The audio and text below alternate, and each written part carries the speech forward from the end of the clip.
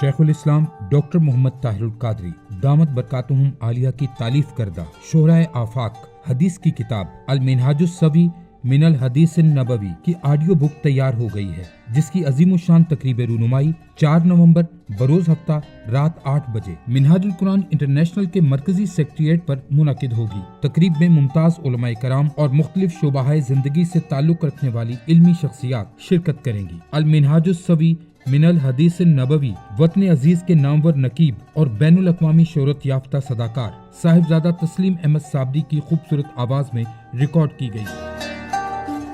حضور نبی اکرم صلی اللہ علیہ وآلہ وسلم نے فرمایا، ایمان کی 70 سے کچھ زیادہ شاخیں ہیں۔